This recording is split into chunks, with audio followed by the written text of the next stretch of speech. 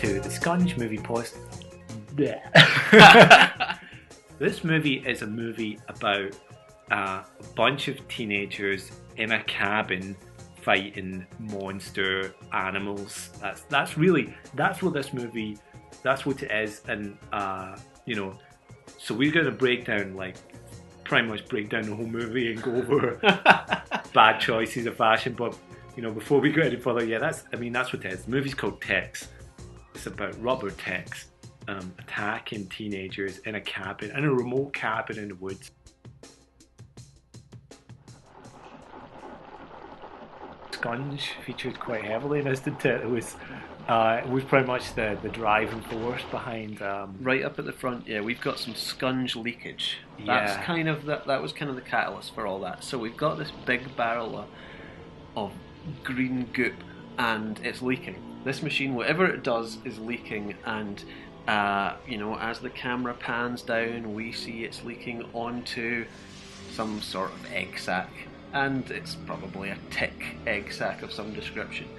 John, you made the pretty valid point that at this point in the movie, we're only like a minute in, but at this point in the movie, that gunk could literally have been dropping onto anything, any type of animal or egg or seed, and we'd have a very different movie. But in this case, it's dropping onto an egg sac, a tick egg sac of some sort.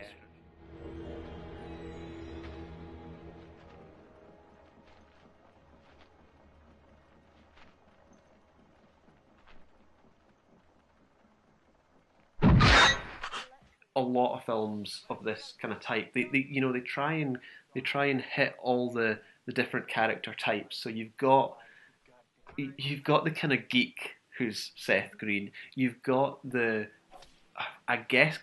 cool guy, badass sort of almost. He's not a jock, but the Carlton character, Panic, fills that void.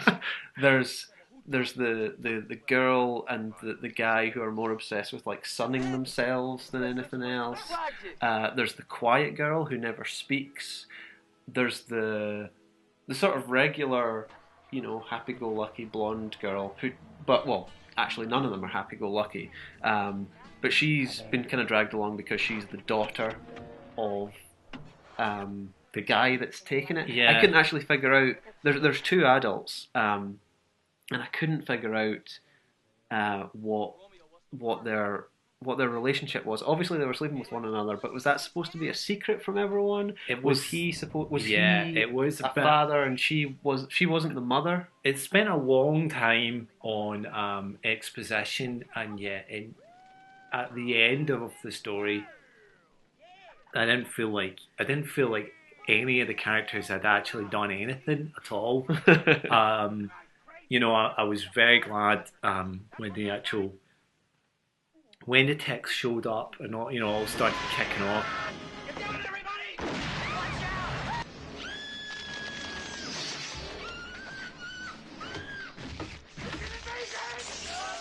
was impressed with what the art department has come up with for these texts. A good amount of gloop, a good amount of barrels of scunge and goo and stuff glooping all over the place, and also gore effects. The gore effects were quite convincing. A few times, when Panic was in particular, he was selling me some pain from getting these texts on him, and it was making me feel uncomfortable, But something I will say about the characters, coming back to the characters, is that to take Seth Green for example, his character, like you said, he kind of disappeared into the background. He was clearly supposed to be the main character, and yet he did the same thing. Every scene you saw him in, and you saw plenty of scenes of him, he just did exactly the same thing, which was this kind of as I said when we were watching it, Seth Green does a very good impersonation of a really bad actor in this movie. Well, it's not so much his performance, probably just the material he's working with, because all the character gets to do is just kind of, sort of flake out and just kind of go and turn to jelly over nothing. and all Panic does is kind of shout at him and sometimes threaten him with a knife.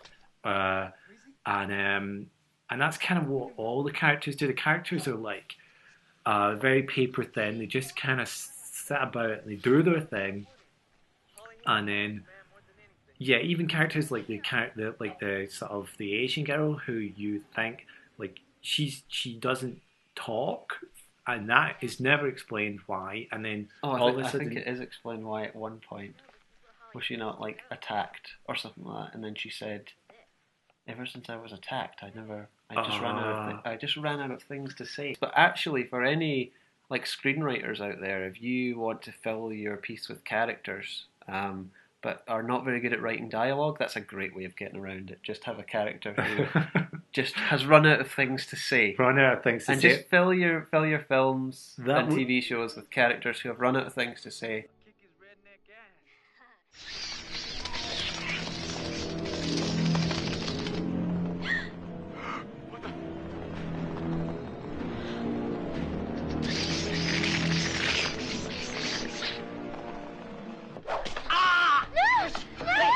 Romeo! That's like the big one, Charles! Leave the kid alone.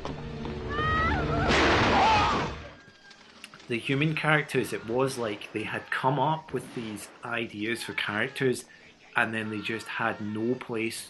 They had just no idea what to do with them. Like you kind of felt like they were going to do something, and really none of them seemed to do anything, and an annoying amount of them survive as well. Yeah, I mean, well, that's the good thing about practically all survive. yeah. So you go through all this whole movie of the exposition, getting to know them, getting to know these incredibly boring cardboard cutout characters, getting to know their background, getting to know sort of how they got to where they are now. And then you think, as you're watching this and being bored by these people, you think at least I'm going to get to see these people die. And it was kind of like the ending of it, with them all escaping together, kind of like happy campers. It was like they had recast the whole kind of horror thing as like a learning experience for teenagers, like almost like like come to the woods and get get almost killed by Tex, because it'll teach you something about yourself. Dad.